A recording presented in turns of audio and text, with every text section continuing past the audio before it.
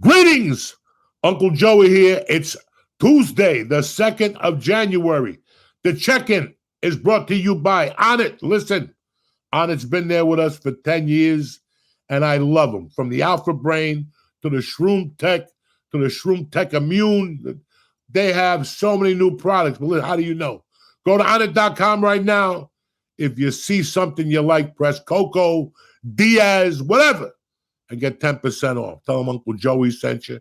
I forgot what the code was, seriously, but it's either Coco, Uncle Joey, or Joey. You're going to get 10% off delivered right to your house, and it's a great way to start the year with some Alpha Brain to get your tip-top magoo, get your focus back on, to help you be the best that you can be. Speaking of being the best that you can be, this episode is also brought to you by Fuji.gi, FujiGi.com. Listen, from day one, I've used the Fuji Gi. If you're thinking of joining jiu-jitsu and you're a little bit of a big dude, go to Fuji. They got the gi for you. They got a nice A5, a nice A6. The belt, you'll wrap it around your stomach like 14 times, and it still falls off. Why? Because you're chubby like Uncle Joey. Anyway, go to Fuji.com. Tell them Uncle Joey sent you. Diaz, Joey, Coco. Try all four of them. Get 10% off your first order on gis. The fucking gis are tremendous. The Superado, they got some gis, dog, light training gis that'll blow your fucking mind. Go to Fuji right now. And without further ado, let's get this party started, Jack. Where's Lee Syatt at? Turn off your TVs, run for your lives. It's over. They didn't put you on this planet just to give up. If Uncle Joey could do it, I could rule the world. That's what you got to be thinking. Welcome back to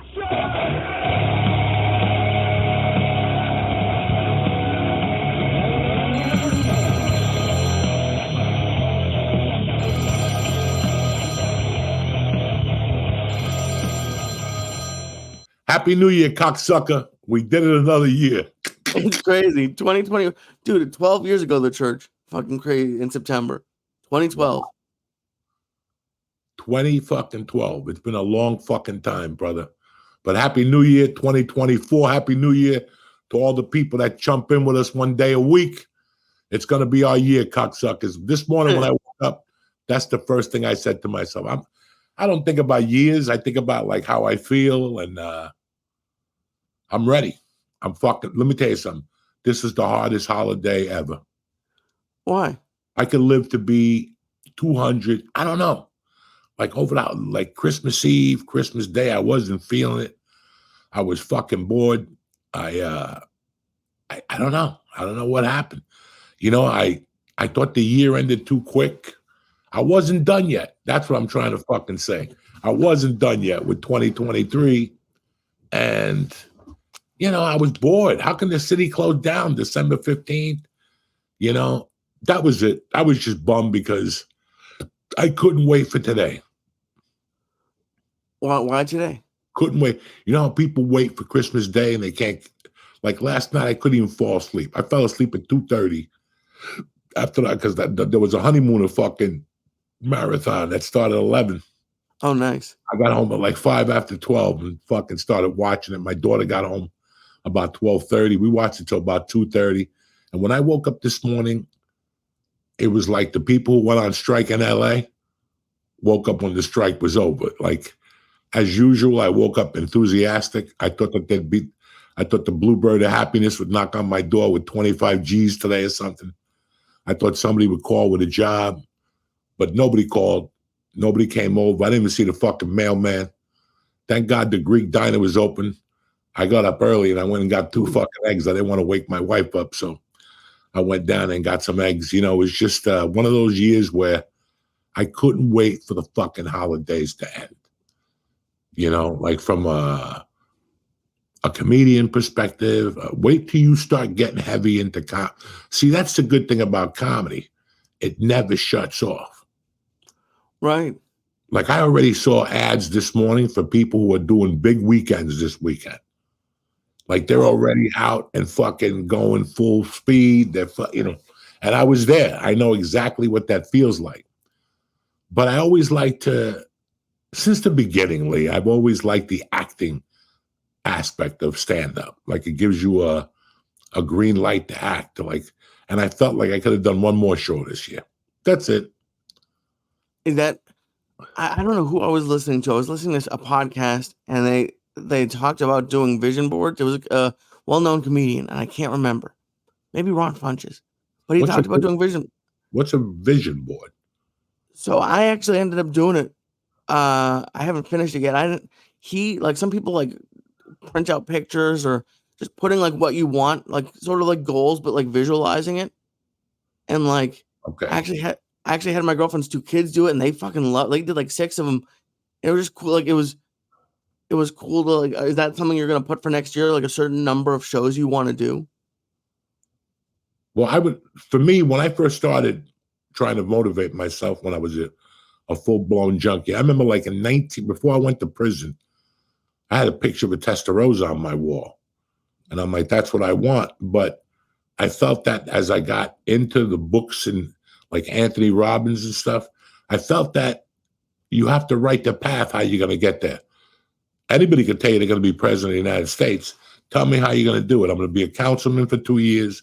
Then I'm going to run for mayor. I'm going to lose, but then I'm going to get this job. And then I'm going to do that. And then I'm going to bang my receptionist. And that's going to set me back. That's what I like. I like going, okay, this year I'm going to do 300 sets, even though in my neighborhood in Boulder, I could just get 16 sets a month. That's if I did every Tuesday open mic, every fucking Mexican restaurant, the margarita place in Colorado at the time. It's still there. They don't do comedy though. The Irish bar, the Australian bar on Monday night, I was doing 16 sets. I wanted to do 300. Right now, I'm resting on like fucking 200, 190 or something. I got to figure out how to add an extra 110 sets. And I figured out that I had to drive to Wyoming. I figured out that I had to drive to fucking New Mexico one weekend. Or, whatever was onto the side. And guess what? That's what I did. Even if it cost me money to do those sets, which they always do. I wasn't getting paid. Right. I always went out. I went out to Greeley more. And next thing you know, I was at 24 sets. Then I'm at 26 sets. I could never break 26. Then I moved to Seattle. I was getting 35 the first month. Nice. So I always want to see the work. I always want to see, for me, I like the visual. I like I like being on stage and them calling your name, not even like them going, Joey, Lee just got off. The MC's going to do an announcement and then it's going to bring you up. And you go by the curtain, and before they even explode or laugh, you're hearing the laughter. I do that? Yes, we all do that. So I borrow from both philosophies, But that was like writing down stuff. For me, I still believe in the power of the pen. So who the fuck knows? No, but that's a good, because when I did it, it would have been good to like think about more. And I did for a little bit of it, but like actually plan it out. Like, okay, like I put down, one of mine was to write 20 minutes. That's easy. I've just been slower. I don't know why, and I'm hoping I can write more. But like I did think about like, okay, that's like not even 2 minutes a month. I can do 2 minutes a month. Well, your notebook should look like this. I want to do 20. I want to write 20 minutes every quarter. Every quarter, Jesus. Yeah, you got 4. If you write 15 minutes a quarter, you're going to have an hour. You think about this. Now that I know this, I'm giving you one of the tips I'm going to write in the book. Okay. By the 4th year of comedy, you should be writing an hour a year. Did I do that? I wrote about 45 minutes.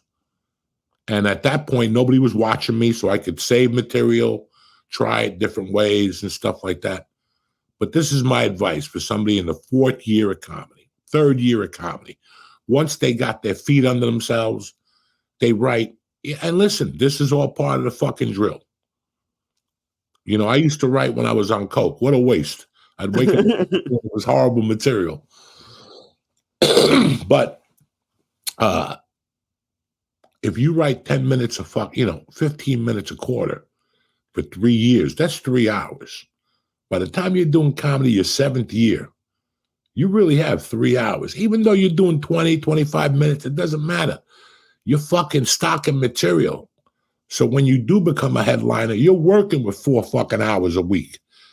Like Steve McGrew. Steve McGrew was an amazing guy to work with because he had 4 hours of material. Ask Josh Wolf when you see him next time.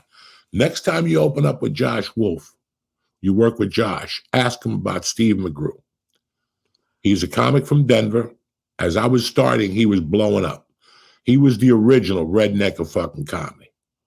Oh shit. Okay, I've heard we've mentioned him before. Oh, he's a brilliant performer, a brilliant writer. How he didn't become the king of comedy, I'll never know. I'll never know. It's one of the greatest questions of all time. But that was his claim to fame, that he unloaded on you. I remember one week I did a week in Buffalo with him. This motherfucker had 7 different hours. What? And then he did the dirty show, and he came out with 30 minutes of dirt that would have made me look, I was embarrassed. Fuck. You know, how many years was he in at that point? I started in 91, and I finally got to work with him in like 98 in Buffalo, 97. We met briefly. We had the same friends in Denver for comedy. And it was just amazing to work with that fucking guy. Jeez. It was really, and you know, now, remember I told you in the book I'm going to write regrets, what I wish I had done? That's it. That's it. That's it. And that was my marriage to cocaine. If I wouldn't have been married to coke, I would have done it that way. But enough about me. I want you to tell me about your New Year's Eve experience. Your first, how many years have you been doing comedy? I around 4, because I took a year off with COVID, so I'll say 4. I started in 2018. So I'm getting into my 5th year, I would say. That's pretty fucking good, Lee. I didn't do my first New Year's till I was doing comedy like 9 years, 8 years or something. I got robbed. You know, I'm the only idiot that got robbed on every fucking New Year's. But anyway, how was your New Year's experience?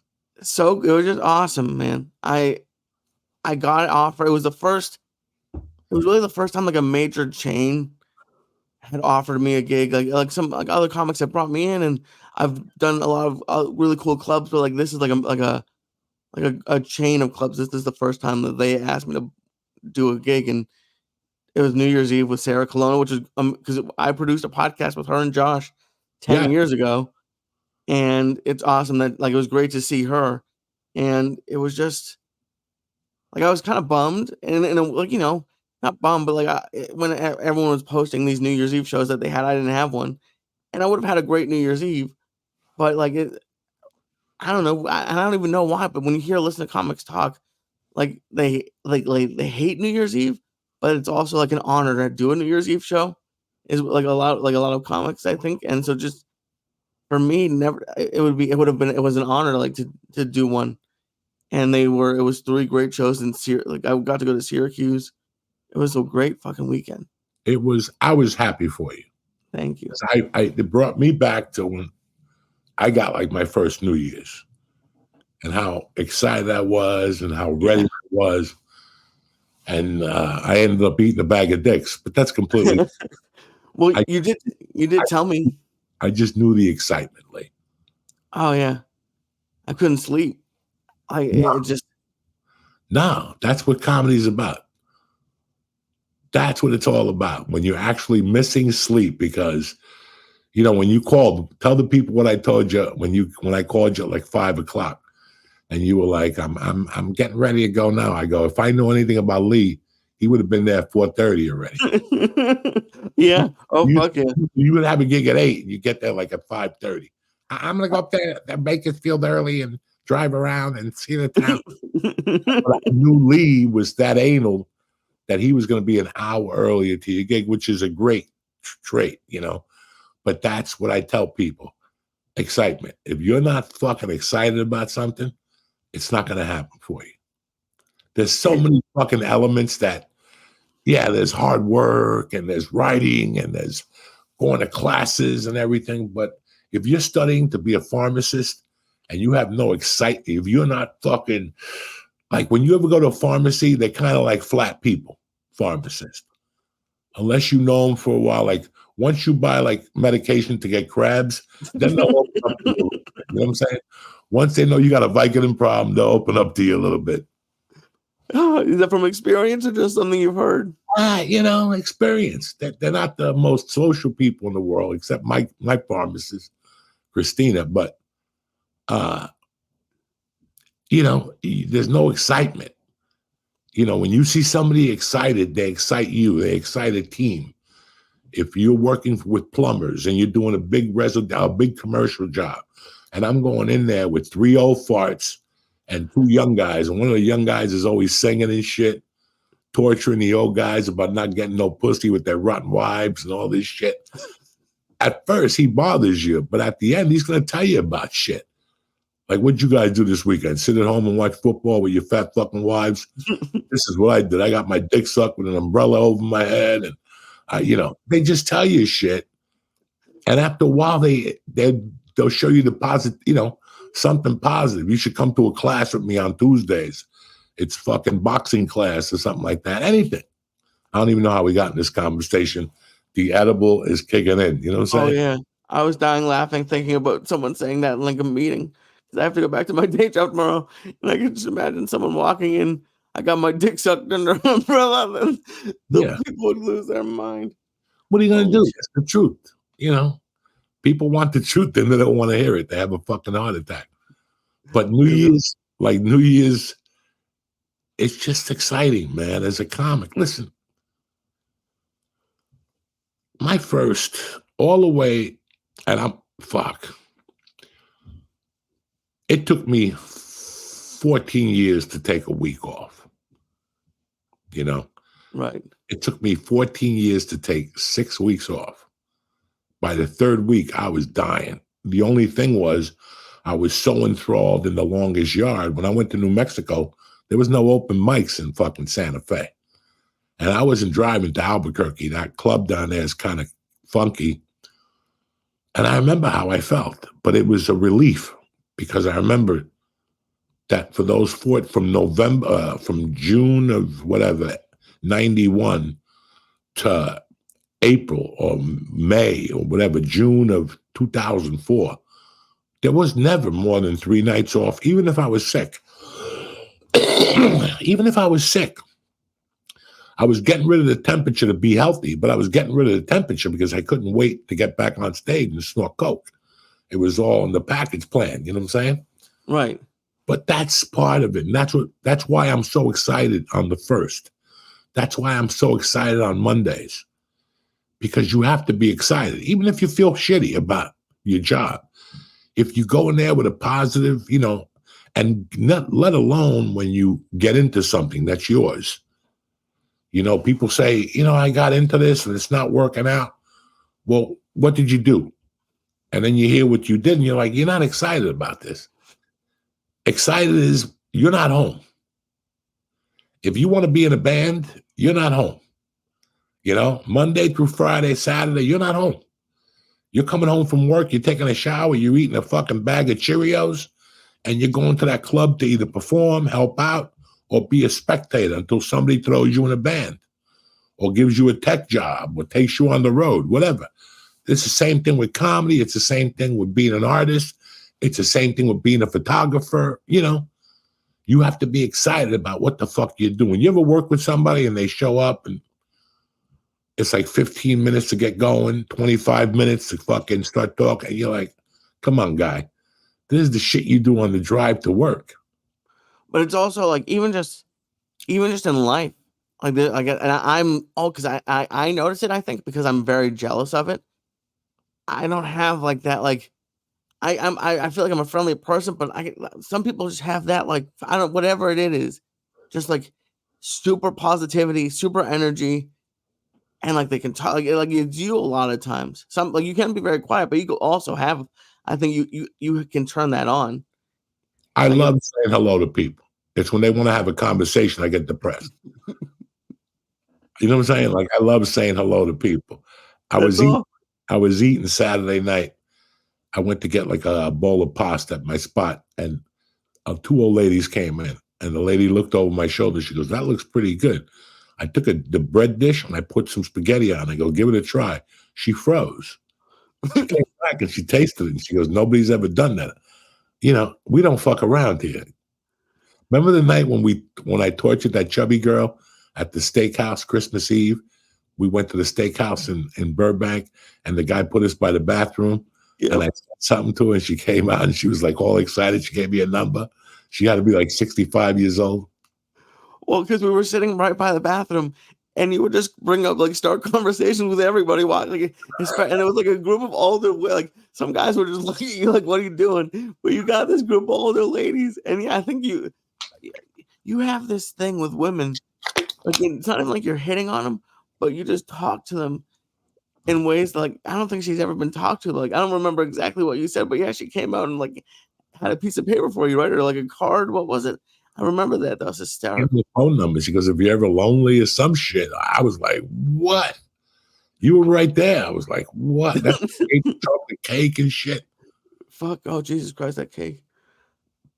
But I still, you know, whenever I think of New Year's, I think of New Year's 2000. I'm sure I did New Year's before that.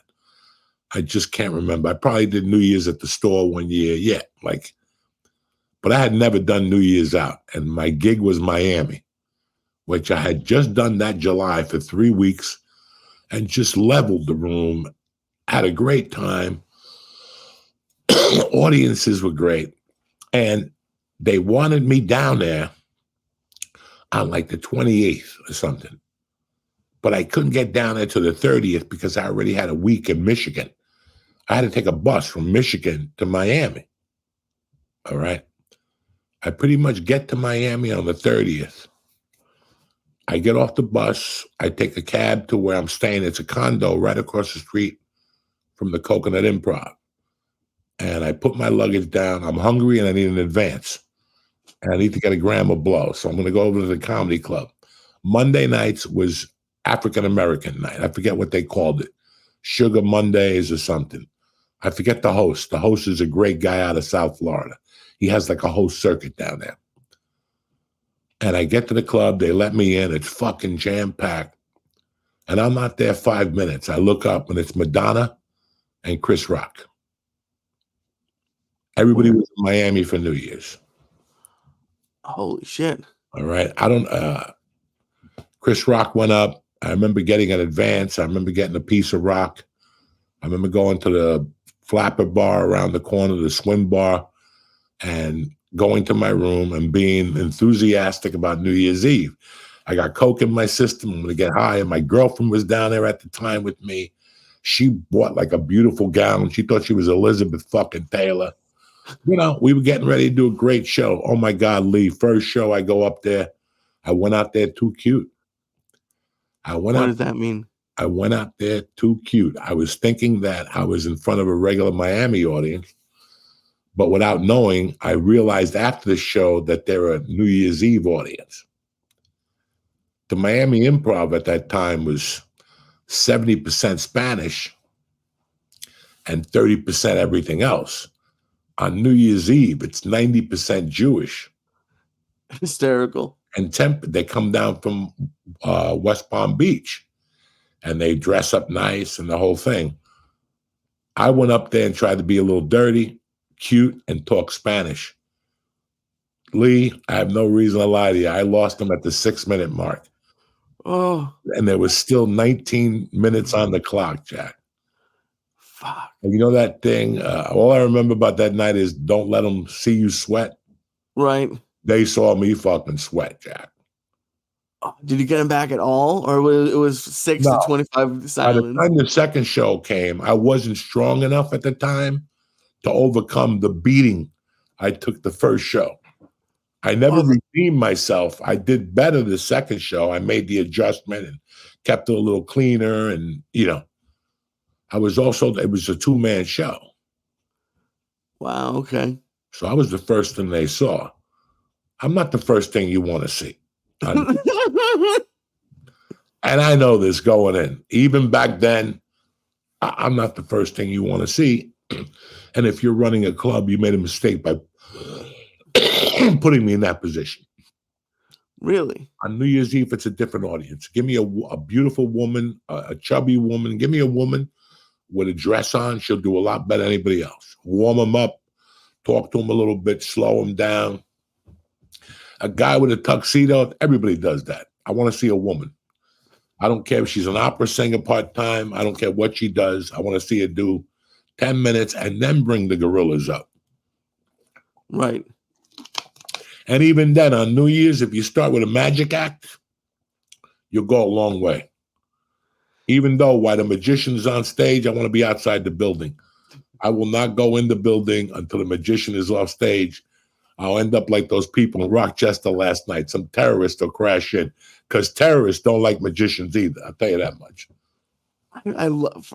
If I you don't go know to which I like fucking more. Hamas training camp right now, they got a Yeah. picture of people they hate, Jews, you know. They got a picture of fucking whatever we're talking Magicians. Yeah, they don't like magicians. Well, that's another reason I hate Hamas. I actually like magic gets me, but I also love how much you hate it. Why? I don't know why you hate it so much. It's like a card trick, and you fucking get so mad. One of the greatest jokes I ever connected with, and I didn't even look at it that way, was Jerry Roach's joke about doing comedy in Texas Arcana. He opened up for a magician at a bar. Okay. Did you ever hear that bit? It was one of the best bits I ever heard. And he talks about that the magician went up on stage and people started yelling blasphemy and fucking the Bible and all this shit. The devil was on stage. And I forget the bit. I'm not doing it any fucking whatever, but I don't know. I don't know what it is with me and magicians. I just never clicked with them. You know what I'm saying? The best is I got a war going on with a magician till this What? day. What do you mean a war? A war. It's a fucking war. This war started in 1985, 1986. That's how this is going to last longer than the Hamas war. This It war, already has it. huh? It's like 40-something years old. You've had a 40-year war with a magician? Yeah. He even made a YouTube tape about me. So this predates comedy. What happened with this magician? You don't remember that whole thing when Jimmy Schubert was telling us that he made a video and then I found it? And he's like, I can't talk enough about Joe Diaz. He's the worst human being in the world. He robbed me. You don't remember that shit? I don't remember a lot of the church. All right, so I gotta look. I vaguely remember, but no, I don't remember this video. look, I was a 19-year-old gangster out of Jersey. I'm living in fucking Snowmass Village, Colorado, and they gave me a job. My buddy was the head chef, and he says to me, Joey, you're a muscular dude. You like steak? I go, yeah. He goes, why don't you come in and wash dishes on Tuesday?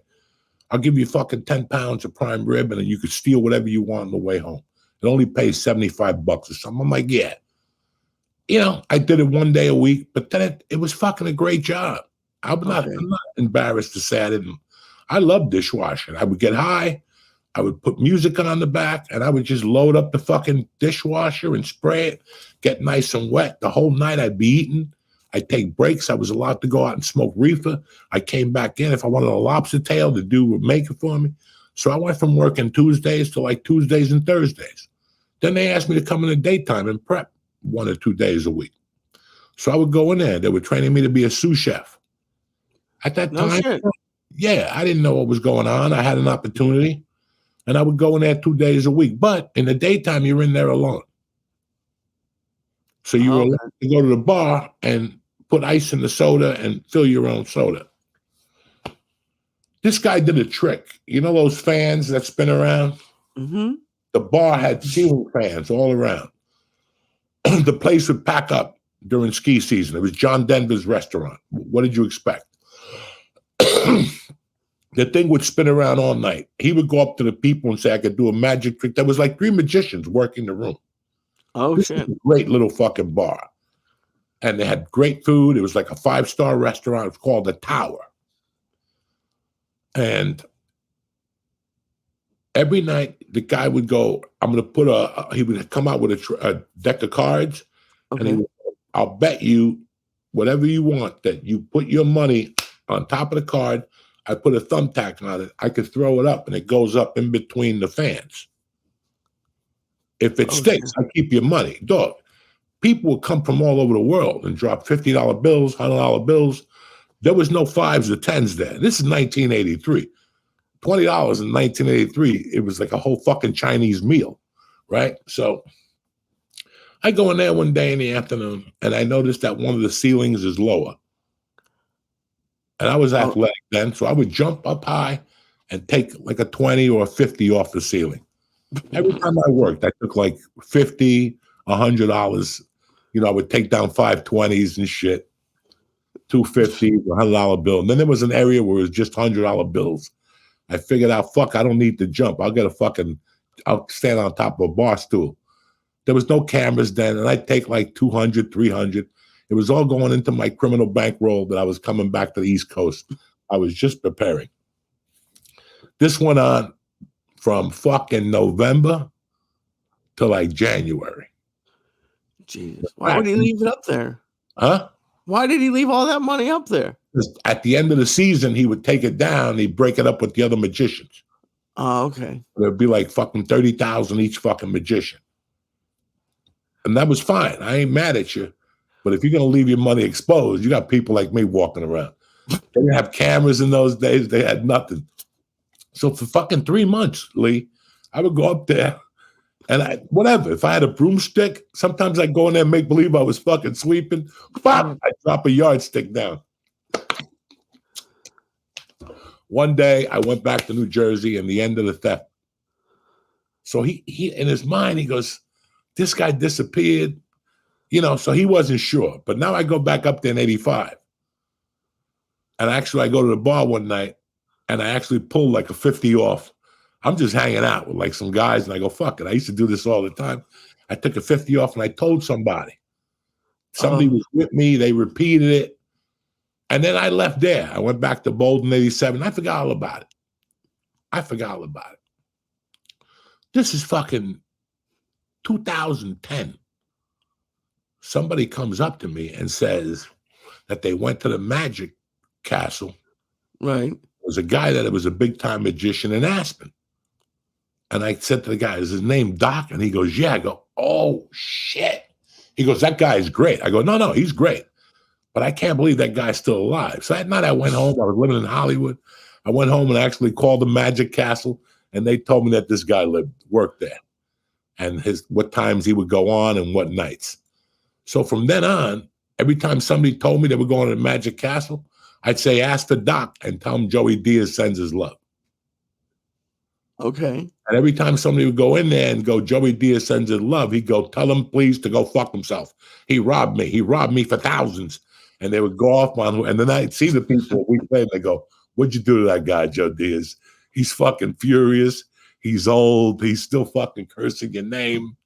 He's talking about his girlfriend and shit. So this just went on. I just kept sending people. And the manager at the Comedy Store goes to the Magic Castle a lot. So every time he went, he tortured the guy. Yo, Joey Diaz sends his love. Yo, Joey Diaz sends his love. Then Jimmy Shub. Jimmy Shub is the only magician that I love. But I would still bust his balls. Like if I went to Jimmy Shubert's house and he had the pigeons out, I'd tell him to cover him up. I don't want to see no magic fucking pigeons. I don't think he has pigeons at his house. Yeah, he had 2 white birds at his house always when I first got to LA. And I would go, why do you have 2 white birds? And he goes, I use those for my magic act. Magic act? You better put another line of coke out there and tell me the story. I didn't know nothing about no magicians here. Oh, I love it. So, you ready for this one? Jimmy Shubert gets a job at the Magic Castle. Okay. And he's actually there one night. He doesn't know that me and Doc got a riff. He's standing next to Doc one night, and some guy comes in and goes, are you Doc? And he goes, yeah, Joey Diaz sends his love. And Jimmy says his whole body language just changed, and he ran into the back and slammed the door, and then he threw something at the wall in there. And when he came out, Jimmy said to him, what's going on with you? And he goes, that fucking Joey Diaz, do you know him? And he goes, yeah, he's my buddy.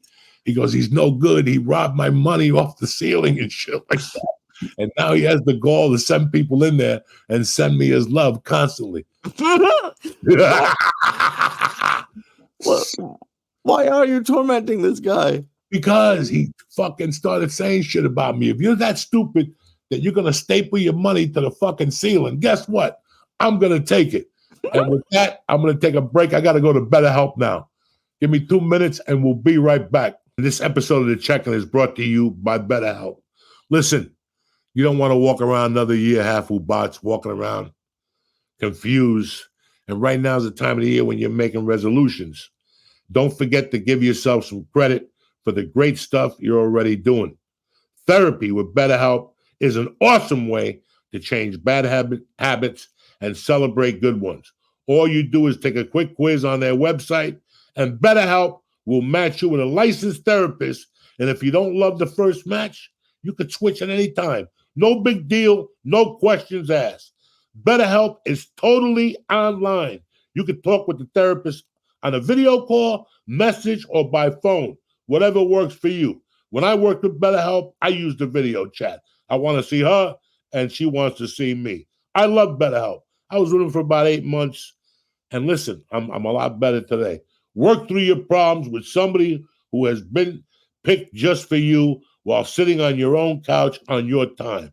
Celebrate the progress you already made in 2023 and make 2024 a lot stronger. Go to BetterHelp.com and press in Diaz, D-I-A-Z, today and get 10% off your first month. Listen, it's January. You want to shake off the malukia.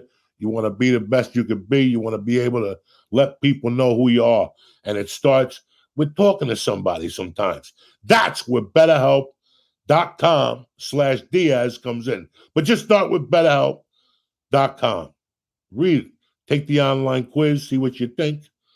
And that's it. If you like what you read, give Uncle Joey a shot. You know, hey, listen, I use these guys. I wouldn't be over here talking to you about them if I didn't use them. So go to BetterHelp.com/Diaz. Get 10% off your first month. Listen, Happy New Year from The Check-In to all you guys. Thank you for always being our backbone. All right, let's go back to do what we do best. We're back, bitches. Anyway, no more talk about magicians. I got a little upset there. You know what I'm saying? I'm sorry. It takes me back. That's my bad, buddy. Nah, it's all right, brother. It was an interesting New Year's, though. I expected people to blow up in New York City. Nothing happened, you know. They had the dogs out. There was a Palestinian fucking march, but they told them, you come down here, we're just going to fucking shoot you. That's it.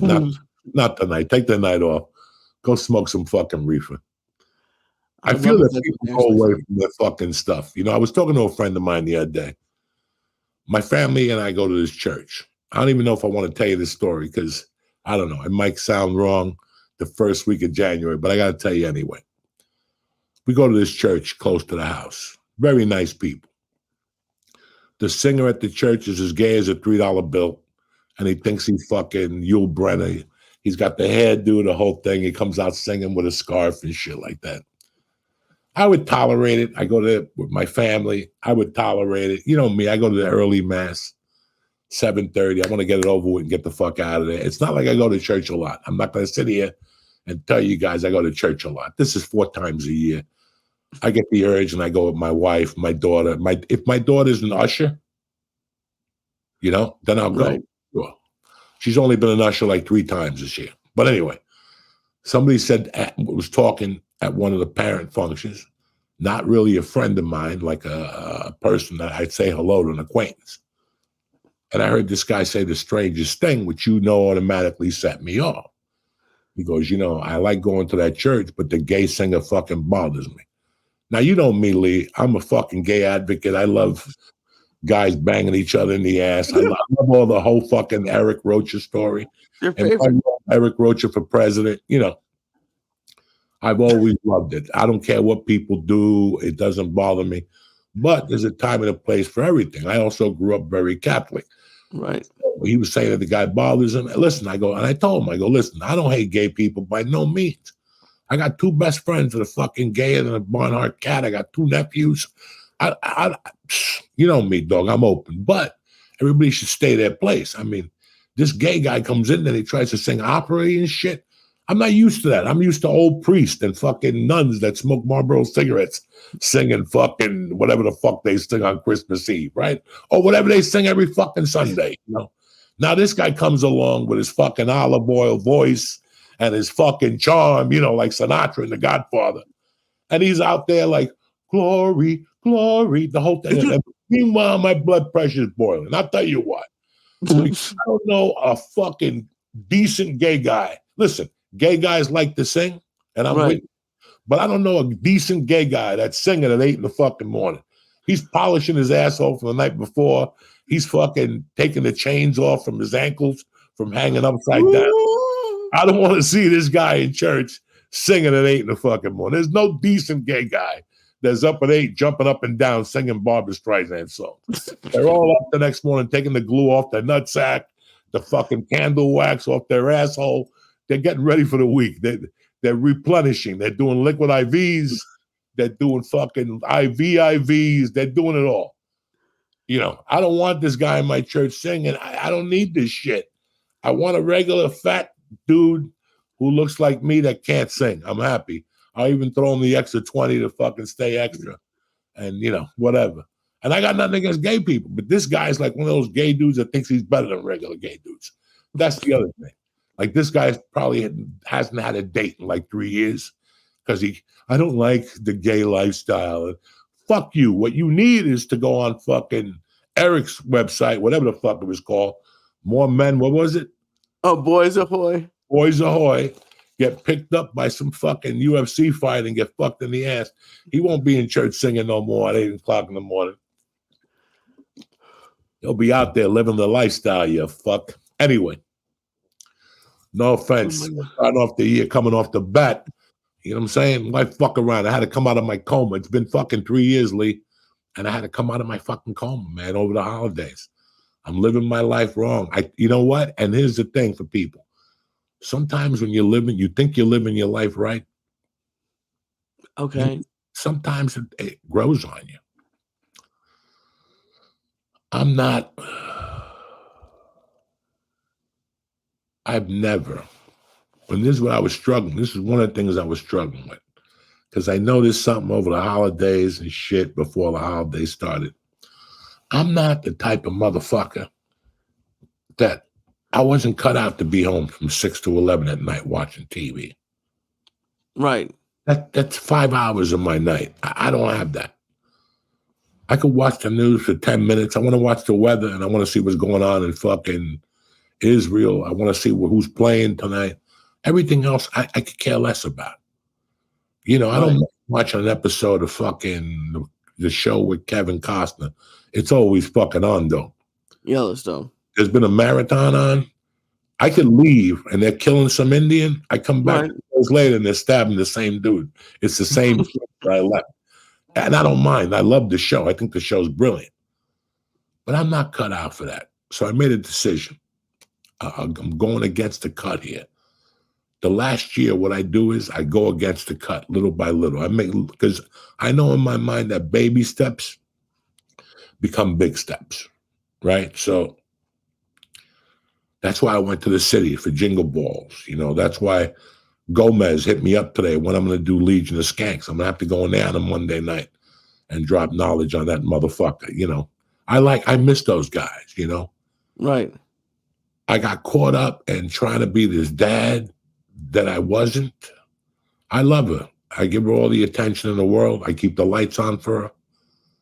And I'm here for her. We do things like we go to the mall, we go eat, you know, we do things. But I need a little bit of my old life back. I don't want what I was doing before. Not at all. I don't want to do 8 podcasts a week or 22 shows. I downloaded open mic things in Jersey. Nice. Monday through Friday. They also have like a Facebook page.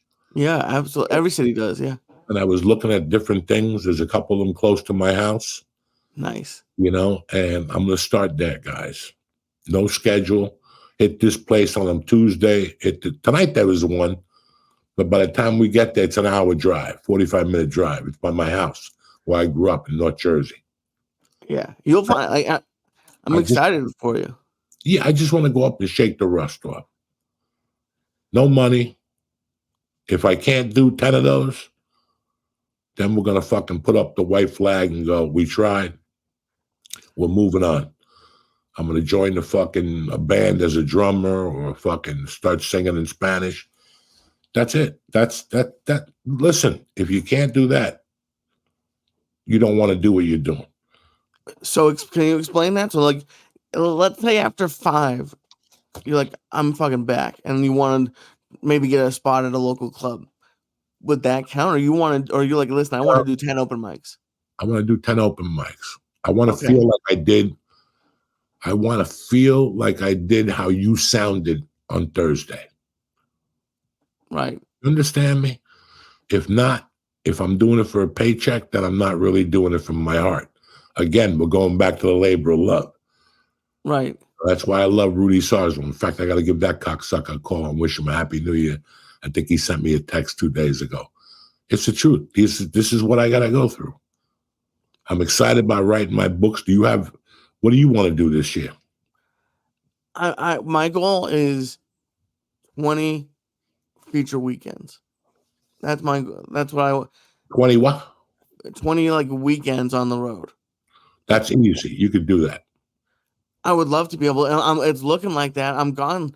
I'm off the first week, but then I have like 6 straight weeks that I have shows, and I'm so excited. But it's by this time next year, I'd like to be able to like have like a full feature calendar. Well, that's next year. Let's worry about this year. Right. Let's So, load that's why I figured half.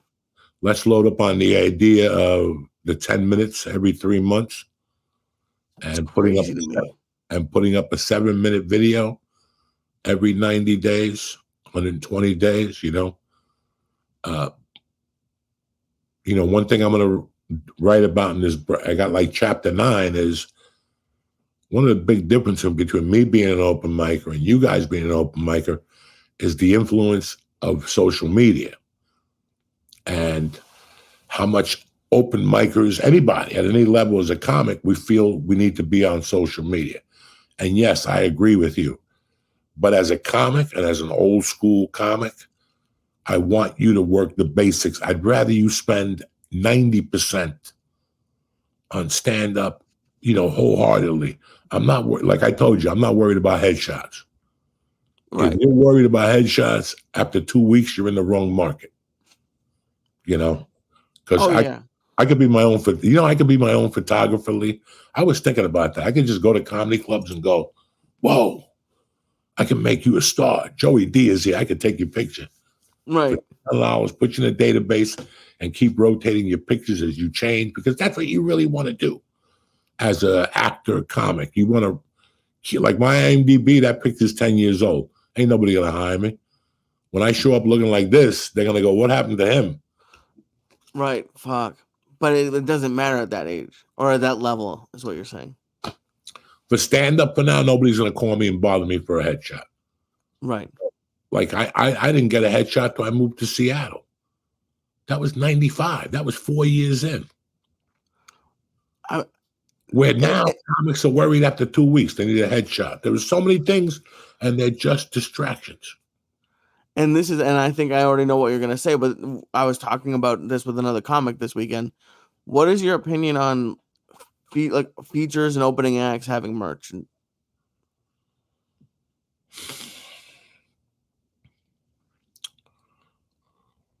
The world is a rough world. And everybody needs to make a living. Everybody wants to make a living. I was deterred. Me, a fucking junkie, was deterred from selling merch in the beginning because my roommate, when I first moved to LA, I had a friend that sold merch. And he didn't tell me about his weekends. He told me about how well he did with his terrible videos, selling stupid T-shirts. Right. He was making, as a feature act, not even a funny feature act, he was pulling down $1,000 a week selling stupid stuff. But he had become a businessman instead of a comedian. Right. You want to open up a fucking bodega. You don't have to go all the way to fucking Seattle to sell fucking T-shirts, And it just takes away. I'd rather you learn how to be a fucking comic than worry about, because if you're going to come to me every Tuesday and go, dog, I sold 55 hats this week that said, take a shot. I'm happy. You need the money. We all need the money.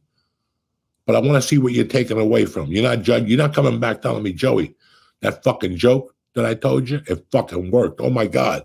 And I added a tag to it. And I did this. And while I was there, I talked to the club owner in Cleveland, and he told me he was going to hire me next time I'm here. And I could just spend the weekend at his house and then work the week, and I could save on a hotel. That's not what they were telling me. Right.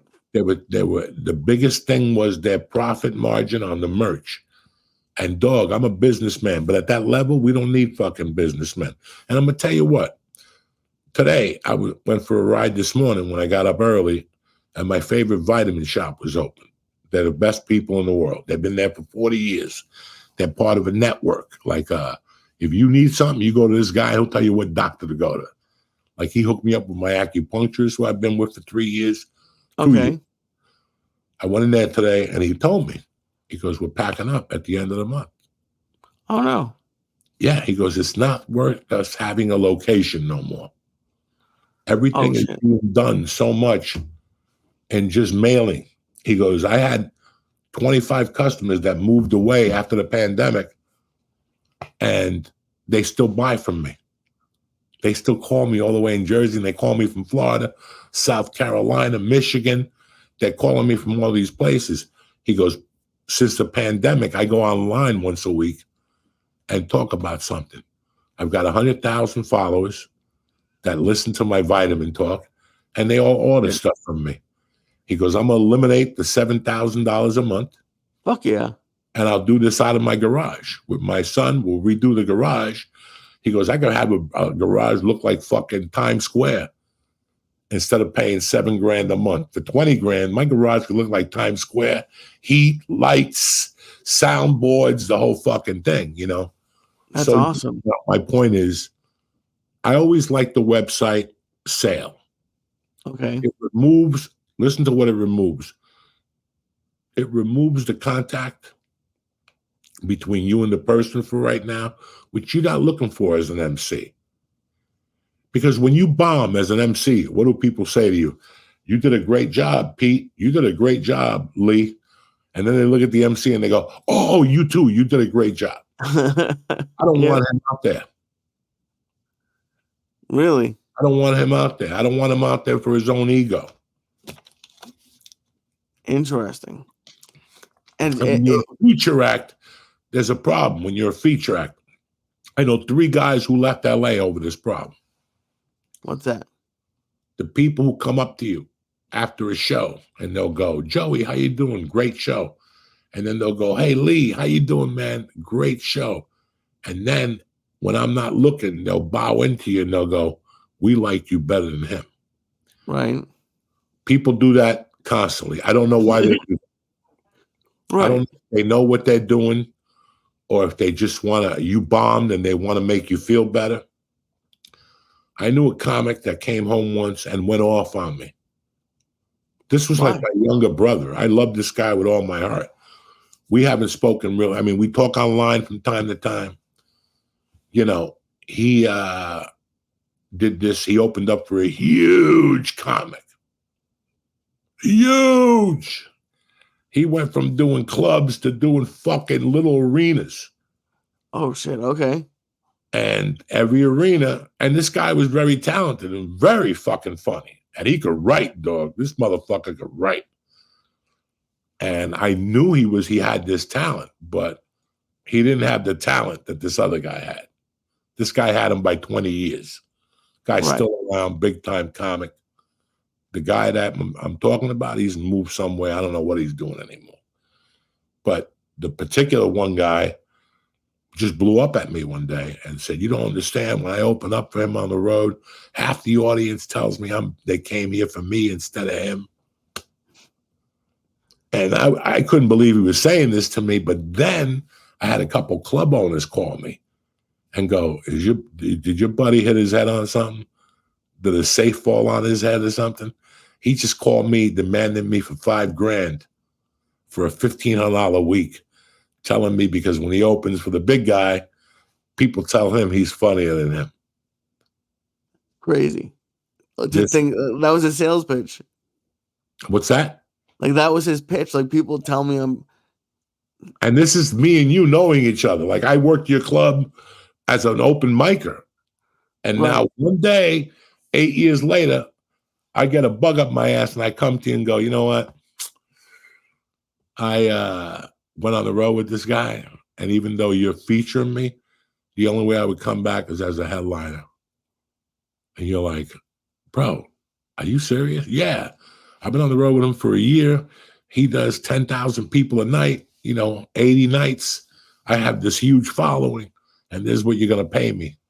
And he goes, but I'm not going to be able to sell that as a credit. I know 1,000 openers come here, and they've died because, and I remember myself, when I used to work with Rogan, there was a period when they would make me headline Wednesday, Thursday.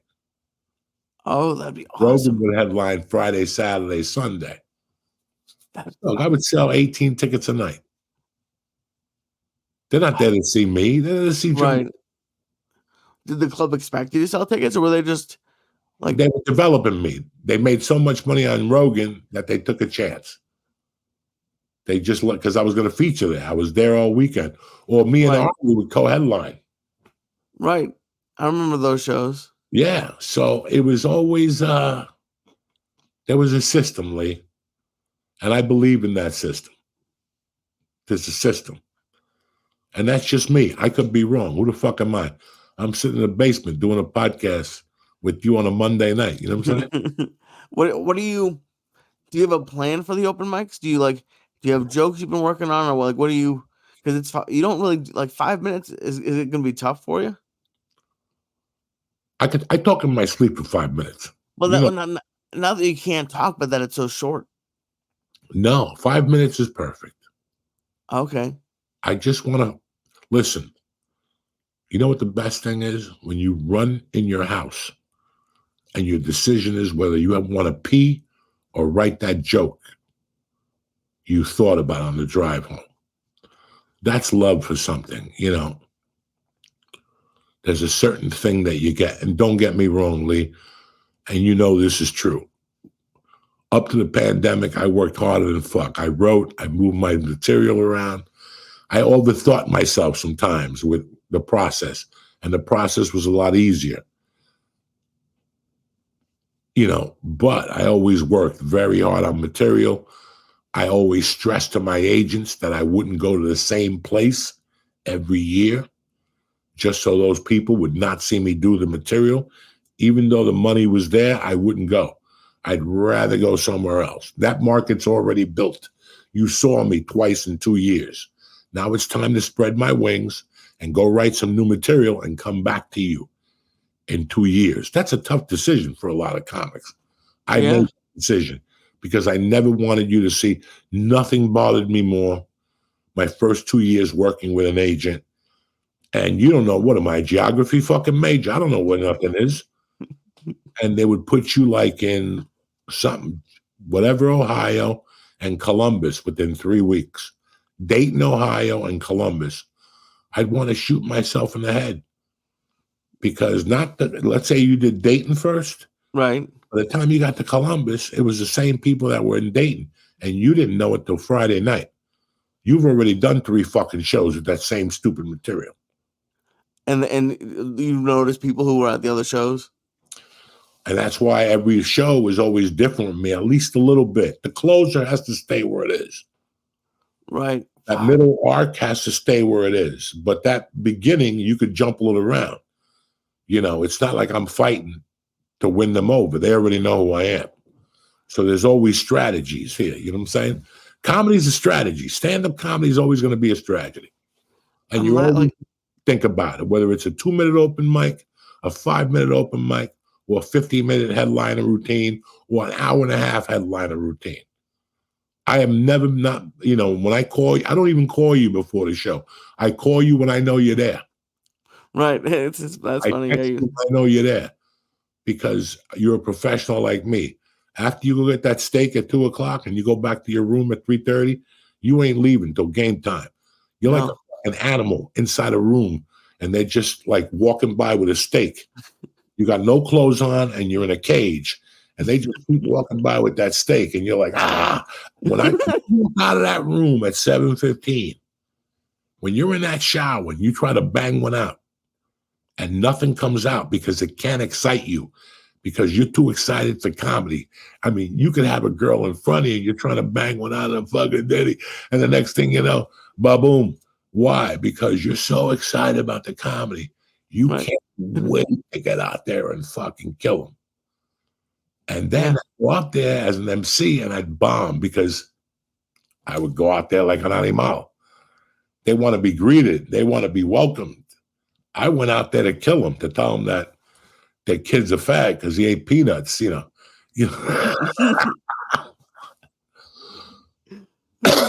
It's a real joke. I love that joke. It's crazy. It's really crazy, the psychology behind the stand-up. But I don't want a comic from the first to fifth year of comedy to think about that, or sixth year of comedy. No. To think about writing material and going out there and being the funniest they can every night. Because I actually had that written down, because like I've noticed. That's the bottom fucking line as a comedian. It's the bottom line as an electrician. It's the bottom line as a weatherman. No matter what you do, preparation is the fucking mother of everything, right? Right? I mean, it's the same thing in everything, guys. You just have to make different fucking adjustments. You know, if I want to load trucks and be the best loader, I got to be there at 6 in the fucking morning, or whatever the fuck they load trucks. If I want to do comedy, it's tough enough that we got to come up to life at 8 o'clock at night. Most people get up in the morning, drink coffee, and go to work at 8. We got to fucking sometimes get a job, drink, go home, eat dinner with grandma, make sure the dog is walked, and then go do 2 sets, which you're on a list. You're just there wasting time, but you're not wasting time. You're watching. Your mouth is shut. You don't know nobody. Nobody knows you. You don't want to know nobody. You're just watching and observing the room, and that's what doing it is. That's what being an open micer is. And I want that feeling again, Lee. I didn't want to perform without that feeling again. The way I felt at that theater in New York, which I love, those people are fucking solid people. And I wish I fall in love with it again so I could go over there and fucking, you know, continue my commitment. I got to fall in love, man. It's funny that you're going to open mics to fall in love again, though, because like open mics is rough. Like they can be great, but like they're also rough. So I don't want to walk into a place where people want to take a picture with me. I don't want to walk into a place that as I'm walking in, there's 100 tickets sold, and people are clapping. I got to make believe. I don't want to do that. I want to pop into a place, go, can I do 5 minutes, get up there, take 2 pictures of the comics, and tell them, listen, just because you got a picture of me on Facebook doesn't do nothing. You still got to get up here tomorrow night and do comedy at the pizza joint. So there ain't no fucking pictures. I'm a communist dictator. Right. I'm really excited for you. I think it's going to be great. I'm more excited about writing the fucking book with Erica. I'm so excited about we start this week. Tomorrow we're going to talk and set the schedule. We're going to go over the outline of the book. And I'm putting what I tell you in a fucking book and more. Like I'm excited about this. You know why, Lee? Fuck the story of my life. This is a book that every time a comic wants to do stand-up, this is one of the books he'll read. And I feel that'll do better for me than any joke, any club I ever worked in my life. But that's what I want to do. I don't want you to walk into a comedy club and see a picture of me on the wall. There's no comedy clubs that even have pictures of me on the wall. I'd rather you buy the book 20 years from now when you're starting comedy and go, wow, this guy answered a lot. And by that time, comedy will change again. You know, comedy will change. But comedy really hasn't changed in... what is your opinion, I guess? I was going to say, I don't think going back 30, 40 years, comedy has changed too much in theory. Like, do you think it's? I know the parts have changed, but isn't it like just open mic host, feature, headliner? Like, No, I'm talking about the evolution of a comic, the way the comedy scene has changed. Remember, when I got into comedy 3 months before Comedy Central started. oh shit, okay, All right. I got into comedy in July of 91 when the rumor was that comedy was on a low swing. Everybody was waiting for Comedy Central for it to get picked up again. Okay. Comedy Central was going to really pick up comedy, and it really did in a way. It gave young comics the MTV Comedy Hour, improv at the, you had 6 or 7 outlets for stand-up. We really don't have that no more. We depend on one. And it's got to be their approved stand-ups. You see some people that go in, but those are people who have great agents. I think that we're not, for these specials and whatnot, we're not looking at the right people. We're looking at people that have already been blown up. We need to find the people that are looking to blow up, like what Rodney used to do.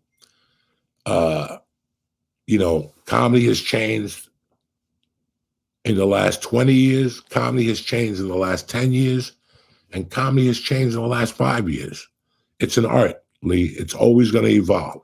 Like jujitsu, like fucking basketball, like fucking painting. It's an art. You're always going to evolve, So comedy has changed. I've seen the difference. But you know what hasn't changed? Work, enthusiasm, writing, being yourself. That hasn't changed. And that's what we're talking about. Right. So even in 20, 40 years, the comics will be able to, listen to that advice. Like, that's why I love talking to you about it. I love talking about it because these last 3 years made me remember all that. And that's what I wanted to do. I wanted to take a breather to ask myself, what the fuck just happened? Right. You understand me? That I wish I could break this down for the people at home and for young comics and for anybody who listens to this fucking podcast, that I got to tell you something, man. I went into a coma when I was, 35.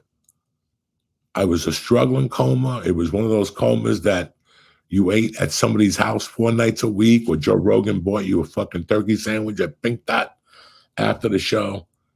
And I just saw that no matter what was going on in my life, I kept shooting on to that Comedy Store, right? Not thinking about it. And then I signed with a guy named Jeff Getlin. And he started getting me to auditions, right? A bunch of auditions. Everybody was saying no, no, no, no, no. Then people started going, hey, bring him back in. And then I wasn't getting the job, and people started saying, bring him back in again. And then he quit the managing business. I had to go with a different agent.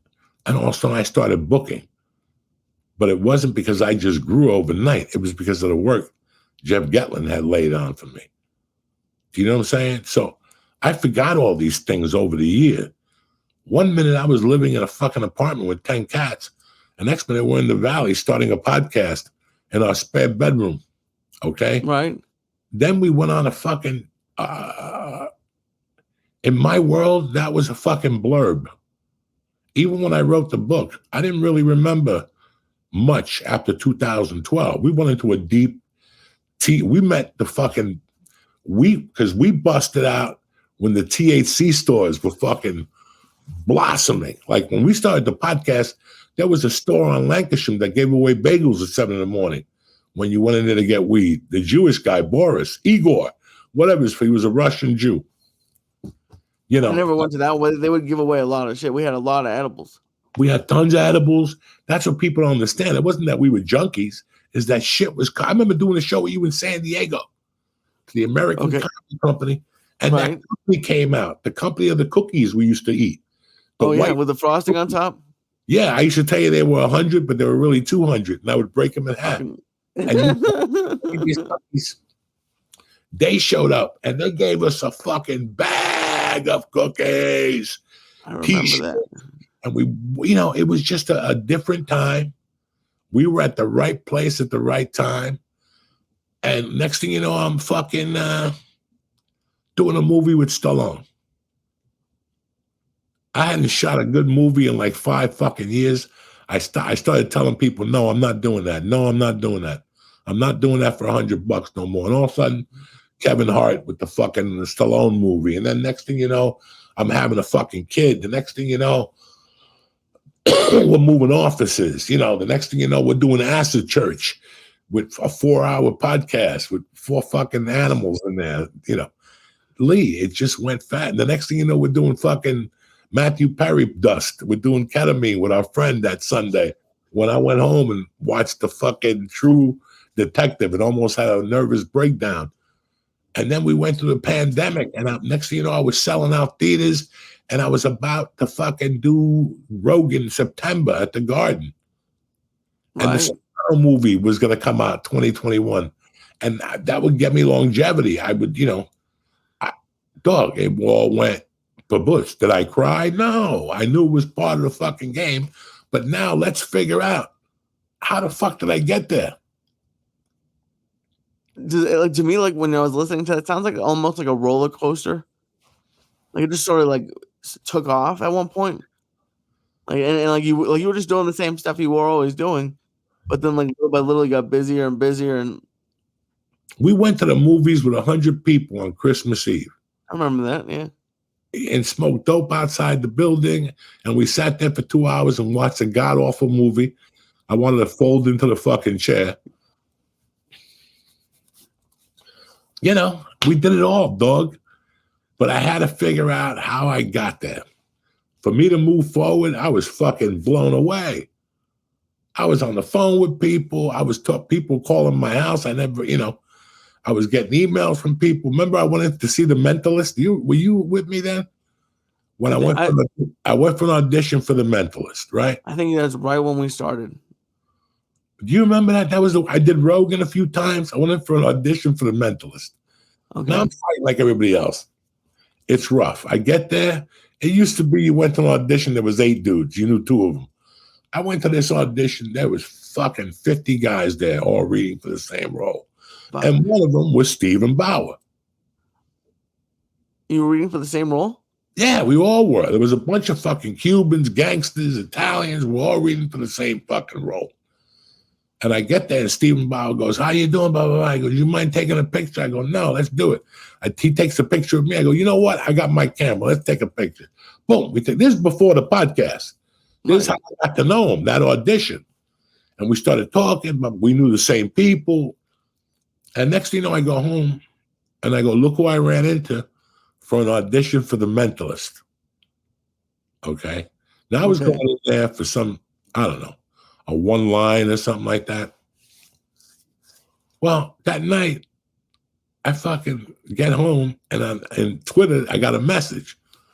It's like the executive producer. And he's like, hey, what role are you looking to do? Pick one and get back to me. And me, the asshole that I am, I read there was like 3 roles that were bigger than mine that I was perfect for. But me, I don't want to ask. I went with the role. And he goes, okay, report to the table read next week. And it's because you posted that picture on Twitter? Yeah, because he knew me from Rogan. When I got there, he goes, dog, you're great on Rogan. The story about the panties, something. You know, it was always something like that they saw me. You know, I was watching this thing about Burt Reynolds the other night. Okay. How he got deliverance was some guy watched him on a fucking on a talk show. Some guy watched him on a fucking talk show. Sure. And so I put him in deliverance, and everybody was like, you're wrong. That's the wrong guy. And he goes, I'm telling you right now, that's the fucking guy. So I don't know what the point of all this bullshit was, but, you know, I just want people to do it the right way if they're going to do it. Right. Not that I did it the right way, but I always used those 3 things we talked about. I kept writing. We were talking about The Mentalist. Yeah, The Mentalist. You picked the smaller role. This what? You picked the smaller role. I took the smaller role, and the guy gave it to me. And it was just because of that. That's crazy. Just because of But for So what? years, I had a fight for roles. So every once in a while, you catch a break. I don't know what the moral of the story was. I forgot. I'm sorry. Was it talking about like social media? Up with 1,000 milligrams. And today I did something different, okay? I had to switch up the bong because I work between 3 bongs, okay? Okay. There's a morning one, there's a mid-afternoon one, and then there's a night one, all right? Do they have names? No, we just night is the only. I like night, you know what I'm saying? But I want to do something different on the first. So I took the reefer today, and instead of grinding it, I cut it with a scissor, my all-time favorite.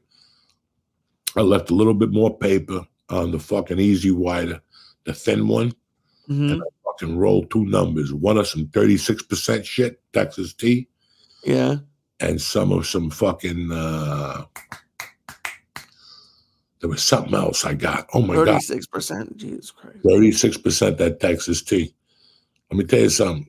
I think you know what it is? It's not that you get more stoner, it's that you get more hungrier. When you smoke? Yeah, I was 36% hungrier yesterday. That's a lot hungrier. I love like freeze pipe. I love them, but I especially like quickly like the joint is fun. No, for me, I got to switch it around. That's all. But I don't like. Sometimes I grind the fucking reefer. That don't work for me. That separates that THC. I'd rather cut it with a scissor, very thin, leave it chunky, and roll that. It's a thicker joint, but it hits you better. Fwa, fwa, fwa. Do you still dry it? Huh? You still dry it out? I like dry. In LA, you would have a heater. I have like 3 different things, and then I rotate them. And there's a certain can that I use that dries it out real quick. And I put it in a wooden drawer, so it dries it out real quick. And then I move that batch, but at the same time, I got 3 other ones drying. Like I never even saw you with a grinder. I remember you would just do it with like your fingers. Like it would be that dry. Well, then somebody gave me a grinder, and I figured out I liked it. But then I had to go back to Colorado, 1983, Snowmass Village. You know what I'm saying? Cutting it with a scissor and fucking inhaling that motherfucker like I own the cigar shop. Yeah. I love it, buddy. All right, what do you got this week, Tarzan? This week I'm off. I just have open mics every night. My next one is I'm opening for Josh Wolf at the Richmond Funny Bone the second week of January. You know what, man? You're fucking beautiful. I'm proud of you. I have no idea where I'll be. I'm just making surprise attacks. And that's it. I'm really excited you're starting up again. And no matter what happens, but it just, I guess the last question I have. I need to change shit around. Ain't nobody going to give me a job as a security guard. You don't want to be a security guard. I don't know. Every once in a while, I look at the want ads and I look for senior jobs, like, those dudes at fucking Costco. But then I went somewhere the other night and I drove by Costco and I saw some guy with a fucking bundle on his head walking through the parking lot. And I'm like, you know what? I can't take that job either. I need like a cushy job. Like, welcome to Chick-fil-A. Sundays off, part-time, a food allowance. They don't give you a food allowance. No, you get a card. Like Lee Syatt needs $200 a month on a card, on a Chick-fil-A Christian card. I know he's Jewish, but you got to make exceptions to make the machine run smooth from time to time. I love it. I hope that doesn't happen. What's that? That you decide you don't want to do comedy and you want to work at Chick-fil-A. Like as a greeter for some good money, I'll go anywhere. Steakhouse. How you doing? Vote for me, Uncle Joy. What should I eat? Poison. That's what you should eat. Look at that would actually be funny to see. What should I eat? Poison. Something like that, like a Rayo's or a Cuban restaurant that's big time. Maybe I'll go over to Victor's Cafe and try to bring it back, buy into it or something.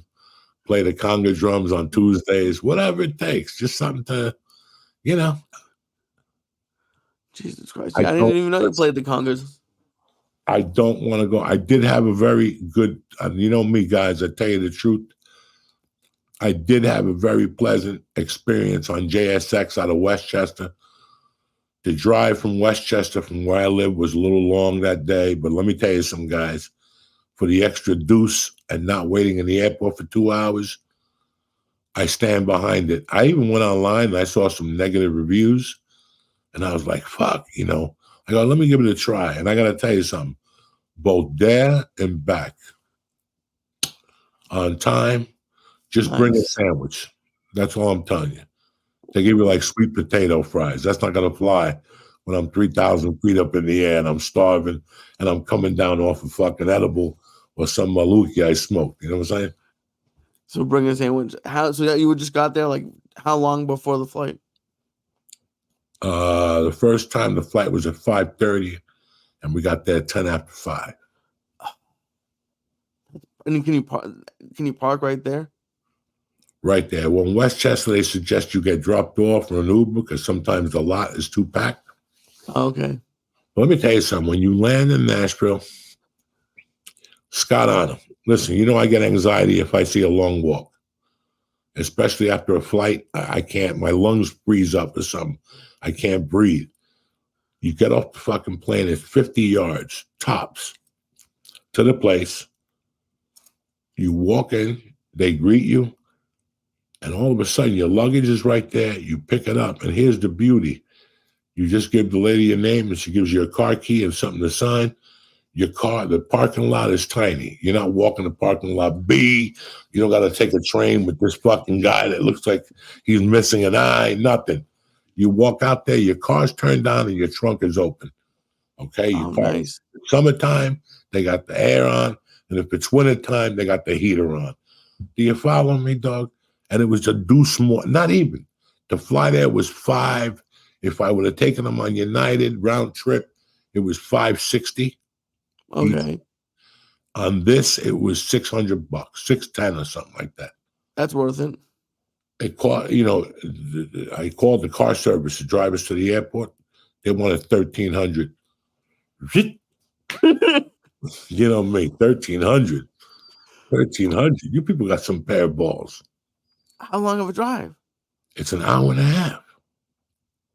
That's a lot of money for an hour and a half. Yeah, and then I tried Uber, but Uber don't have the whatever, so I went to Uber XL, like doctors.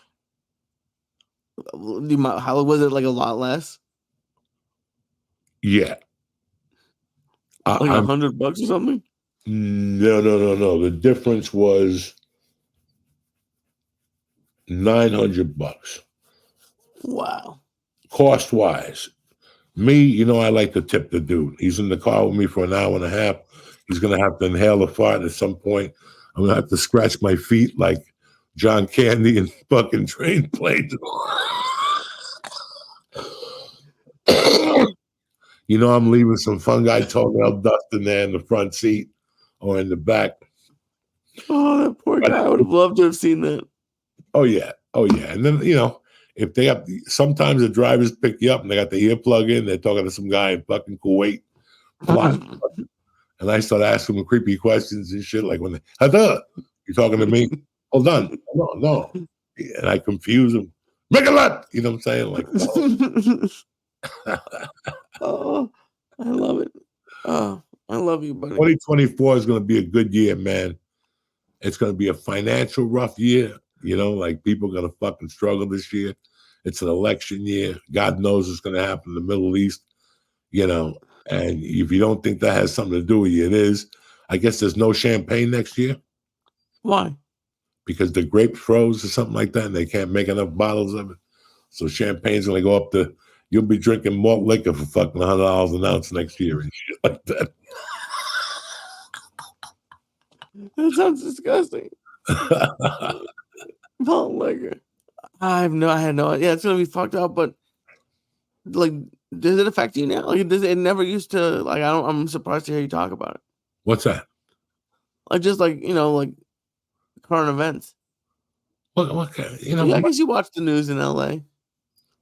I used to watch all that stuff. You know what, man? we don't have interesting current events anymore. Like they're all like either there's Terrible. nothing you could even put humor to anymore. It's so fucking pathetic. Like there's nothing you could even dog, trust me. I know how to add humor. But it ain't the humor motherfuckers want to hear right now. You follow me? You Right. feel me? You know what I'm saying? So it's kind of weird. Like I don't know what's going on. Tell me so I could, I I don't know know. all the fucking Detroit Lions got robbed the other night. I know, Yeah. I know a lot of things, I just don't know what's relevant anymore because no matter what we're going to talk about, there's 18 sides to a story now, but it's great. I never believed in, you ever turn the TV on at night at 7:30, 7 o'clock, turn the TV on, it goes from the news to da da da da da da da da da da, and they have Wheel of like Fortune. on now, like 5 of those. And the opening story on all of them is the same thing. It's just their take. And I appreciate that, but sometimes I don't know what's going on. I don't want to give it a take. I know what I initially feel. Like I saw a baseball player was having a relationship with a minor today in Yeah. Florida. What did you expect? They're animals down there. It's Miami. He's Spanish. She's Spanish.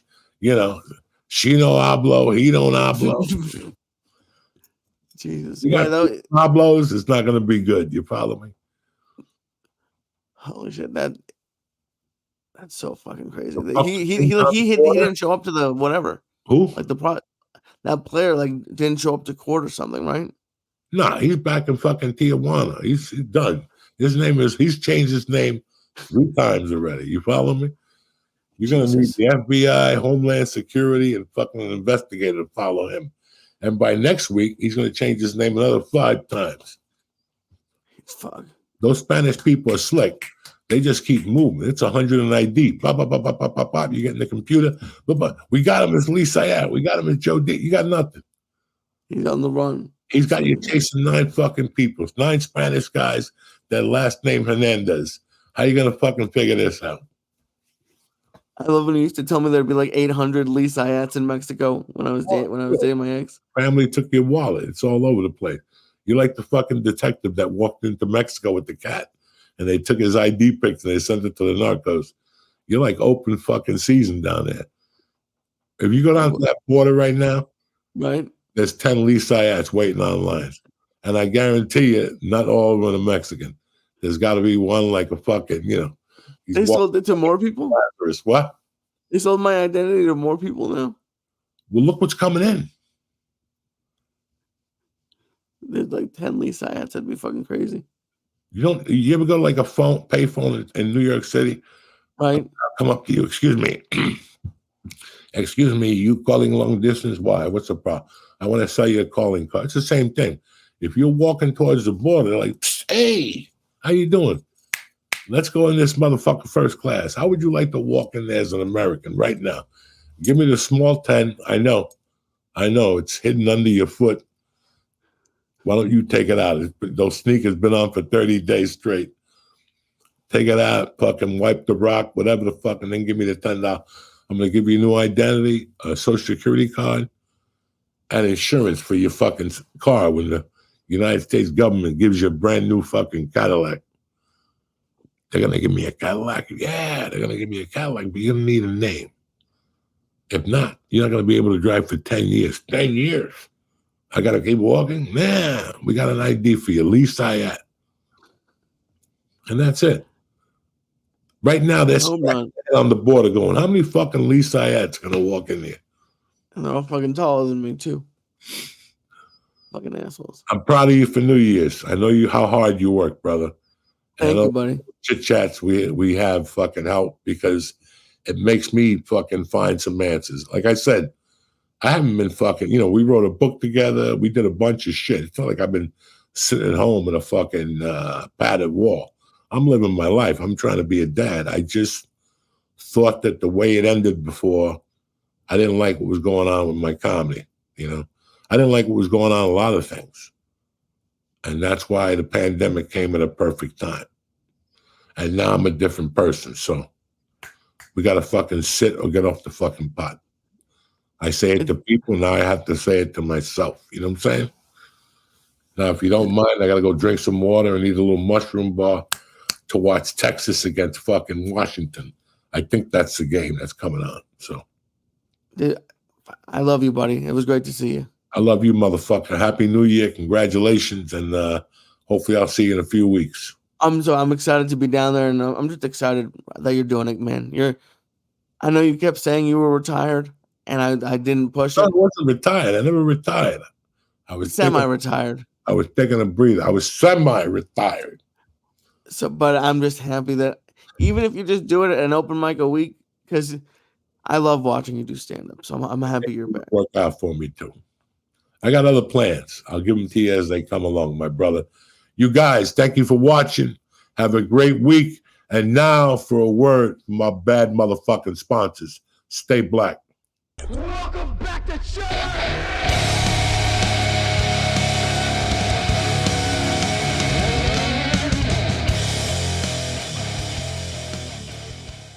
All right. The show is over, guys. Thank you for listening. It's the first of the year. I hope Lee and I both wish you a very, very, very happy new year. How many times have we said this to you in the last 10 years? A fucking lot, guys. So anyway, what are we talking about here? I want to talk to you about Fuji Ghee. Listen, you're thinking about changing your life. You saw the chick last night, the stallion on the show. You're like, I'm going to go join whatever that. Listen. You want to have contact with people. You want to talk to people. You want to grow into a family. Go to your Wikipedia. I don't know, Wikipedia, whatever. Google the local jiu-jitsu school in your area. Take the free class. See what it's like. If you like it, go to FujiGi.com right now. Pick a nice gi out. The Superado. They got gis for under $100 that'll rock your world. They even had a gi on special for $60 a couple of weeks ago that'll rock your world. It's Fuji, Jack. They got the mountain, the whole thing there. Anyway, it doesn't matter. Go to Fuji.com and get yourself a gi.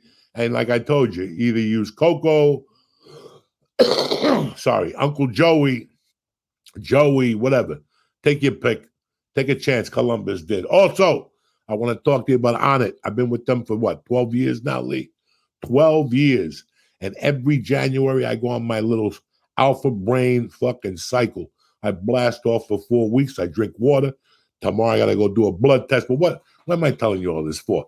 Just go to honor.com. That's where the party starts. They got Shroom Tech. They got Shroom Tech Immune. They got electrolytes. They have so many great new products that'll rock your world. But it starts with you. Go to honor.com right now. And again, take a chance. Columbus did. Go with Coco, Uncle Joey, and Joey. It's Joey for On It. All right. Anyway, they don't have a website that helps you recover you miss podcast cues. Anyway, I love you guys. Thank you for giving us a chance again on the first Tuesday of the year. We'll see you next Tuesday morning. Tip Top Magoo. Stay black.